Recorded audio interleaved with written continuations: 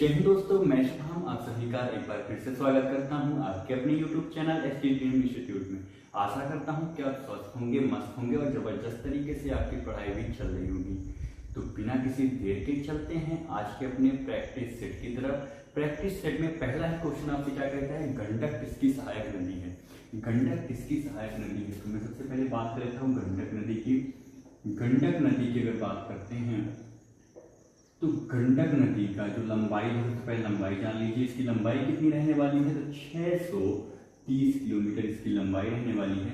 मैं बात कर लेता हूँ ये निकलती कहाँ से है नदी, तो ये निकलने का काम करती है नेपाल से। उद्गम अगर मैं बात कर लेता हूँ उद्गम की, तो उद्गम होने वाला यहाँ से नेपाल से। बात करते हैं कि किसकी सहायक नदी है, यमुना की, गंगा की या फिर सिंधु की। या तो यमुना होगा या तो गंगा होगा। सिंधु आपका एकदम से गलत आंसर है, तो आप फटाफट से बता दो। अब मैंने हिंट भी दे दिया, 2 ऑप्शन रह गए हैं, आप जल्दी से बता दो कि कौन सा इसमें से सही हो जाएगा। अगर मैं बात कर लेता हूँ राइट आंसर की, तो option number B Ganga. Ganga ये कहाँ पे मिलती है, तो बिहार में मिलती है। कहाँ मिलती है, तो बिहार में मिलती है। ठीक है, ये आपको अच्छे तरीके से याद रखना है। चलिए चलते हैं नेक्स्ट क्वेश्चन की तरफ। तो नेक्स्ट क्वेश्चन हमारा क्या कहता है कि भारत का नेपोलियन किसे कहा जाता है। क्वेश्चन नंबर 2, क्वेश्चन नंबर 2 की अगर हम बात कर लेते हैं, तो क्वेश्चन नंबर 2 हमारा क्या कहता है कि भारत का नेपोलियन किसे कहा जाता है। अगर मैं बात कर लेता हूँ ऑप्शंस की, तो चंद्रगुप्त मौर्य, हर्षवर्धन, स्कंदगुप्त या फिर समुद्रगुप्त। कौन होगा इसमें से सही जवाब, फटाफट से बताइएगा। चंद्रगुप्त होंगे, हर्षवर्धन होंगे या फिर स्कंदगुप्त या फिर समुद्रगुप्त। अगर मैं बात कर लेता हूँ कि भारत का नेपोलियन नहीं कहा क्यों गया है, तो इन्होंने क्या किया है कि जो नेपोलियन बोनापार्ट था, नेपोलियन बोनापार्ट को आप इस तरीके से जानते होंगे। नेपोलियन बोनापार्ट की तरह ही ये भी युद्ध नीतियों को अपनाते थे। कई जगह इन्होंने युद्ध लड़े, इसलिए इन्हें क्या कहा जाता है, भारत का नेपोलियन कहा जाता है। इसके बाद बात कर लेते हैं कौन सा इसमें से राइट आंसर हो जाएगा, तो समुद्रगुप्त। जिसने जिसने भी कहा है समुद्रगुप्त, समुद्रगुप्त वो आपके एकदम से सही जवाब हो जाएगा। ठीक है, option number D, option number D आपका एकदम से सही जवाब हो जाएगा। ये नेक्स्ट क्वेश्चन की हम लोग बात कर लेते हैं। तो नेक्स्ट क्वेश्चन हमारा क्या कहता है, क्वेश्चन नंबर 3 हमारा क्या कह रहा है कि निम्न में से नट पूजा लोक नृत्य का संबंध किस राज्य से है। असम से है, बिहार से है, आंध्र प्रदेश से है या फिर इनमें से कोई नहीं। फटाफट से बताइएगा कि नट पूजा का संबंध कहाँ से रहने वाला है। या तो असम होगा, बिहार होगा, आंध्र प्रदेश होगा या फिर इनमें से कोई नहीं। अगर मैं बात कर लेता हूं नट पूजा की,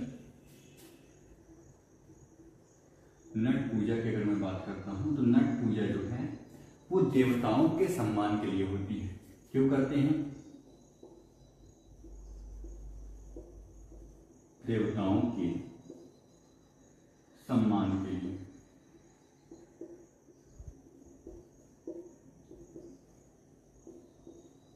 ठीक है, कहां पे होती है, असम में होती है। ऑप्शन नंबर ए असम आपका एकदम से सही जवाब हो जाएगा।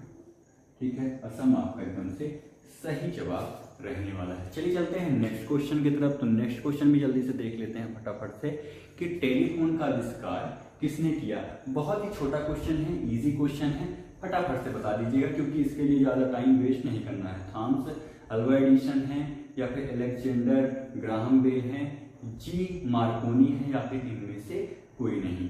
फटाफट से बता दीजिएगा कौन सा एकदम से सही जवाब हो जाएगा। जल्दी से बताइएगा। क्वेश्चन नंबर 4, क्वेश्चन नंबर ये 4 रहने वाला है आपका आज की क्लास का क्वेश्चन नंबर 4 है। फटाफट से बताइएगा, थॉमस अल्वा एडिसन है या फिर अलेक्जेंडर ग्राहम बेल है या फिर जी मार्कोनी जी है। फटाफट से बता दो कौन सा आंसर सही हो जाएगा। तो option number B, option number B आपका सही जवाब हो जाएगा। ऑप्शन नंबर बी आपका सही जवाब हो जाएगा। कब किया था, 1976 में 1976 में इन्होंने किया था। इनका नाम क्या था? Alexander Graham bell. टेलीफोन का आविष्कार कब हुआ? 1976 में हुआ। अलेक्जेंडर ग्राहम बेल ने इसका आविष्कार किया था। जिससे आप लोग बात कर रहे हो वो वाला टेलीफोन नहीं है, वो पहले अलग से हुआ करता था एक टेलीफोन, देखे होंगे है ना, देखे होंगे, ऐसे कान में लगाते थे, नीचे पूरा सेट रखा रहता था, वो वाले की बात कर रहा हूँ। ठीक है, मोबाइल की बात नहीं कर रहा। अगर जो मान लो, सोच लो कि अगर जो उन्होंने टेलीफोन का आविष्कार नहीं किया होता तो फिर कैसे बात करते अपने बाबू सोना से? कैसे बात करते? फटाफट से बता दो कैसे बात करते? फिर एक चिट्ठी देते, चिट्ठी जाती है उसके पास, है ना, वो चिट्ठी का जवाब देती है। अगर काश क्या पता कोई पढ़ा लिखा ना होता तो फिर क्या करते? तुम्हारी बाबू अगर पढ़ी लिखी ना होती तो फिर क्या करते? तुम तो इधर से लिख कर, खून की स्याही से लिख करके भेजते, लेकिन उधर वाली तो पढ़ी ही नहीं है तो कोई मतलब ही नहीं निकला, है ना। अच्छा हुआ उन्होंने आविष्कार कर दिया था टेलीफोन का, नहीं तो तुम लोग का क्या होता आज, रात था। चलिए आ जाइए नेक्स्ट क्वेश्चन की तरफ हम लोग चलते हैं। नेक्स्ट क्वेश्चन हमारा क्या कहता है कि, एक मिनट, निम्न में से कौन सा स्थल भारत में नहीं है? रोपड़ नहीं है, या फिर रंगपुर नहीं है, हड़प्पा नहीं है, या फिर इनमें से कोई नहीं। ये सारे ही आपको क्या लगता है कौन सा इसमें से सही जवाब हो जाएगा? कौन सा आपका सही जवाब हो जाएगा? फटाफट से बता दो। रोपड़ होगा, या फिर रंगपुर होगा, हड़प्पा होगा, या फिर इनमें से कोई नहीं? इनमें से कोई नहीं, कौन सा होगा? क्या लगता है? कॉल कर लो, अपने बाबू से पूछ लो, कॉल कर लो, अपने बाबू से पूछ लो कि कौन सा सही जवाब हो जाएगा। अगर मैं बात कर लेता हूं इसके राइट आंसर की, क्वेश्चन नंबर कौन सा है देख लेते हैं। क्वेश्चन नंबर 5 रहने वाला है। इसके राइट आंसर की बात कर लेते हैं तो हड़प्पा। हड़प्पा एकदम से आपका सही जवाब हो जाएगा। अब हड़प्पा को किस लिए जाना जाता है? ये शहरी सभ्यता थी। कैसी सभ्यता थी? शहरी सभ्यता थी। शहरी सभ्यता थी। इसके अलावा यहाँ पे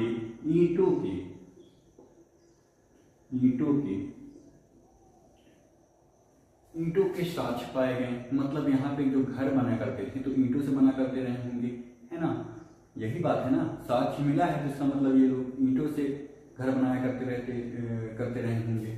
इसके बाद क्या था? इसके बाद क्या था कि यहाँ की जो पानी निकासी की व्यवस्था थी, पानी जैसे नाली वगैरह जो हमारे आज के टाइम पे जो हमारी सरकारें बनवाती हैं, तो नाली का पानी नाली में ना जाकर के जो नाली का पानी है वो हमारे घरों में आ जाता है ना। आपने देखा होगा कि जो नाली का पानी नाली में बहने की जगह में क्या होता है कि नाली का पानी हमारे ही घर में आ जाता है। ऐसी प्रॉब्लम आपने फेस की होगी। तो ऐसी इनके पास व्यवस्था नहीं थी। इनकी व्यवस्था जो थी एकदम तगड़ी व्यवस्था थी। जो निकासी के लिए बनाई गई है नालियां वगैरह वो एकदम तगड़ी थी, उसमें से पानी आराम से निकल जाया करता था। ठीक है, उस टाइम के लोग इतनी अच्छी नालियां बना लेते हैं, लेकिन आज के पास सारी जो टेक्नीशियन हैं और जो इंजीनियर्स वगैरह हैं वो सारे मिल करके भी आज उस तरह की नाली नहीं बना पा रहे हैं जो हड़प्पा सभ्यता के लोग बना के चले गए। चलिए चलते हैं नेक्स्ट क्वेश्चन की तरफ। अब क्या ही कर सकते हैं। नेक्स्ट क्वेश्चन की अगर हम बात कर लेते हैं तो लगभग 260 ईसा पूर्व किस मौर्य सम्राट ने कलिंग को जीतने के लिए सैन्य नेतृत्व किया था? आपको बताना है कि लगभग 260 ईसा पूर्व किस मौर्य सम्राट ने कलिंग को जीतने के लिए सैन्य नेतृत्व किया था? बिंदुसार, अशोक, हर्षवर्धन या फिर चंद्रगुप्त मौर्य? फटाफट से बता दो। क्वेश्चन नंबर 6 ये है। क्वेश्चन नंबर 6 का आपको आंसर देना है और लास्ट में आपको ये भी बताना है कि 15 क्वेश्चन थे, 15 में से आपने कितने सही किए हैं। इसको कमेंट बॉक्स में जरूर दे दीजिएगा। और ये वीडियो जो है वो अपने दोस्तों तक प्लीज, मेरे कहने पे, मैं कभी कहता नहीं हूं कि भेजना है, आज जरूर भेज दीजिएगा। ठीक है, अगर आप एक लाइक करते हो तो हमें एक मोटिवेशन मिलता है ताकि हम और अच्छी तरीके से क्लास आपकी चला सकें। और आप लोग लाइक नहीं करते हो तो मजा नहीं आता है ना। तो बिंदुसार होगा, अशोक होगा, या फिर हर्षवर्धन या चंद्रगुप्त मौर्य। अगर मैं बात करता हूँ राइट आंसर की, अशोक होंगे, अशोक। इन्होंने क्या किया था, इसी युद्ध से इन्होंने युद्ध को ही त्याग दिया था। इतना ज्यादा लोग मारे गए थे इसमें, इतनी ज्यादा सेनाएं मारी गई थी कि इन्होंने क्या किया, इनको इतना पछतावा हुआ कि इन्होंने युद्ध लड़ना ही छोड़ दिया। ठीक है, अशोक ने युद्ध कब लड़ना छोड़ा था आपको ये बताना है। तो कब छोड़ा था इन्होंने, कलिंग के युद्ध में।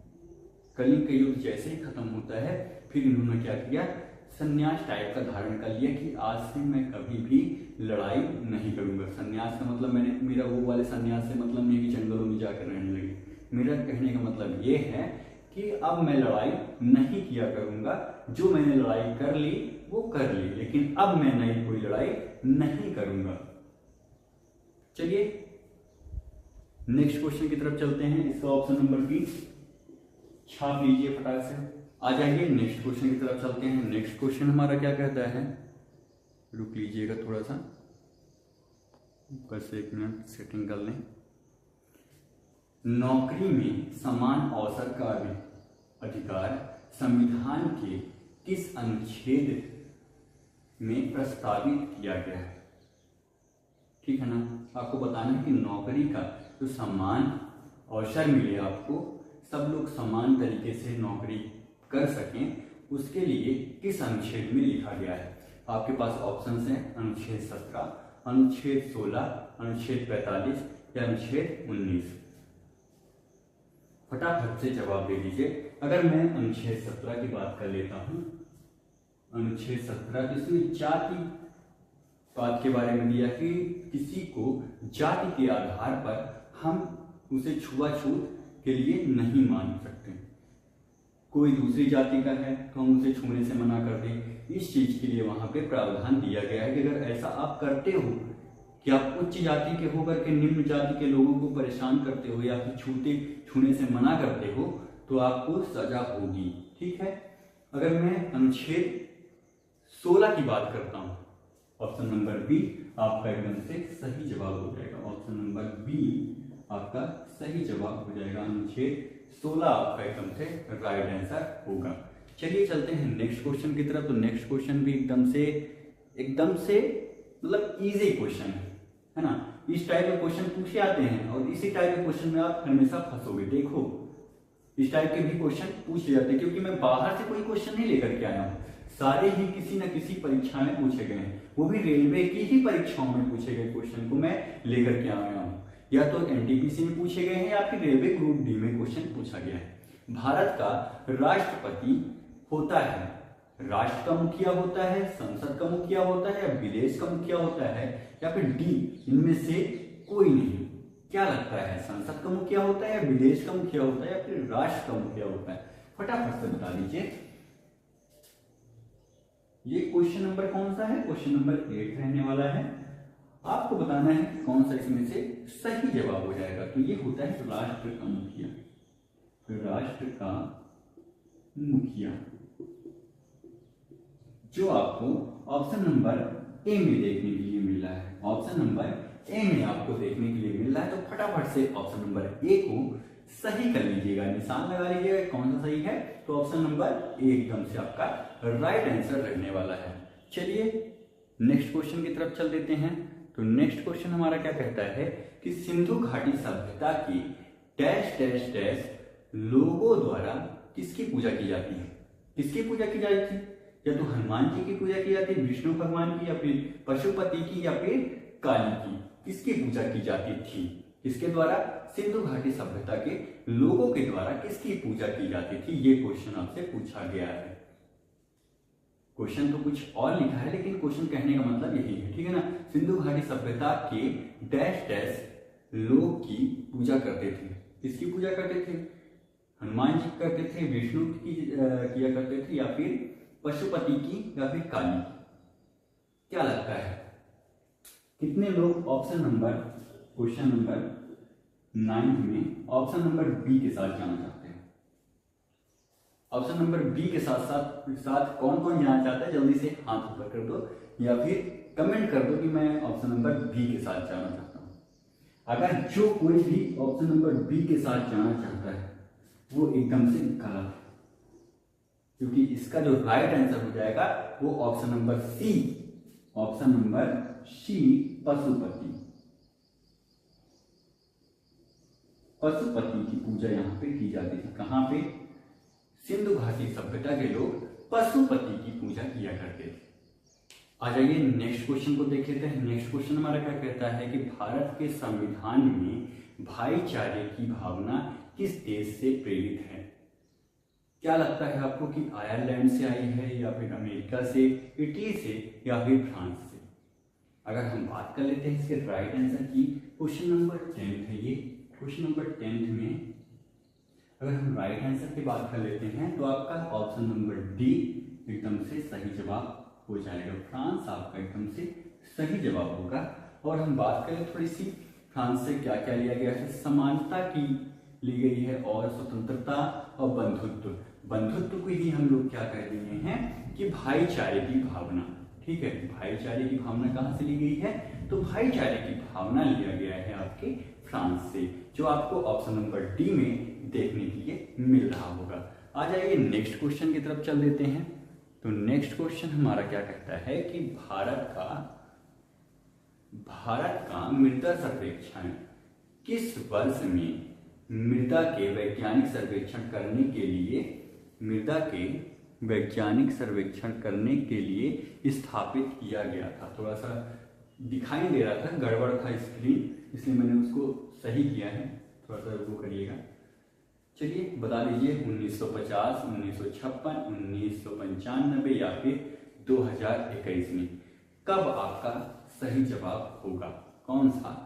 ए बी सी डी, फटाफट से जवाब दे दीजिएगा, कौन सा सही जवाब हो जाएगा? क्या लगता है आपको कौन सा सही जवाब होगा?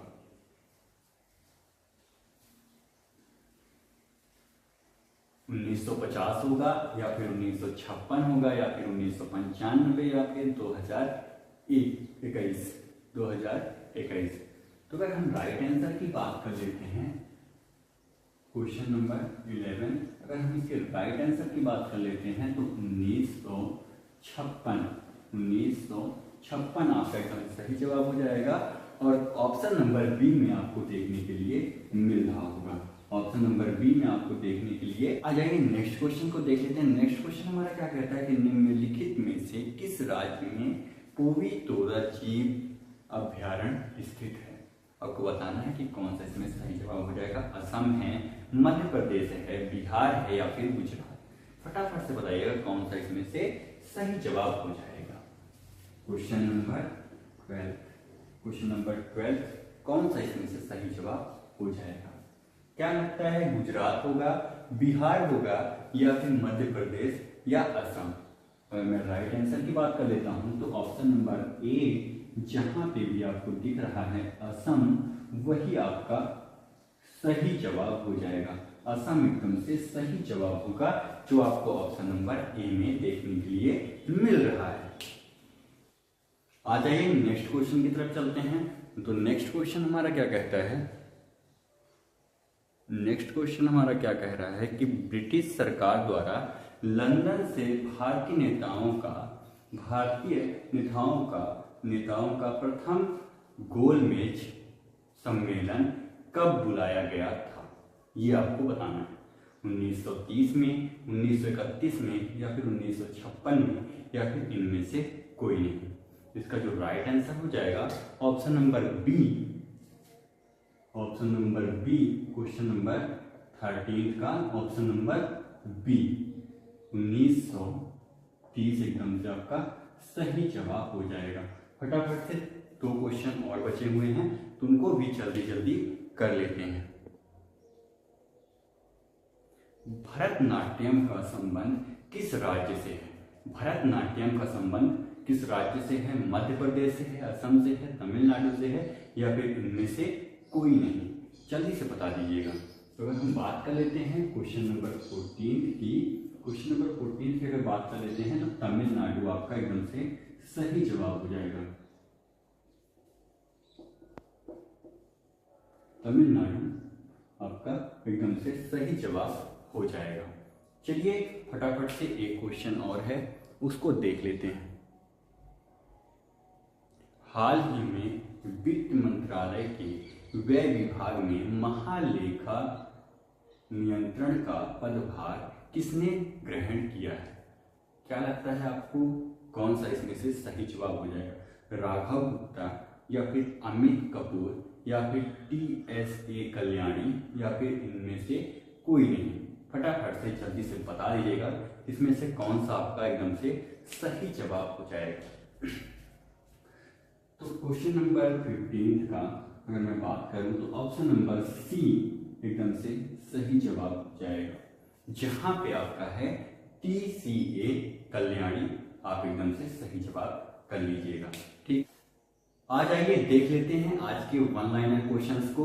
तो पेंसिलिन की खोज जो है अलेक्जेंडर फ्लेमिंग ने की थी। असम की स्थापना की अगर हम बात कर लेते हैं तो 26 जनवरी 1950 को हुई थी। कास्टिक सोडे का सूत्र की अगर बात कर लेते हैं तो NaOH होता है। भांगड़े का संबंध रहने वाला है, कहां से भांगड़ा कहां संबंधित है, तो पंजाब संबंधित रहने वाला है। खजुराहो नृत्य महोत्सव मध्य प्रदेश में मनाया जाता है, ये भी आपको अच्छे तरीके से याद रखना है। मिलते हैं नेक्स्ट क्लास में, तब तक के लिए जय हिंद जय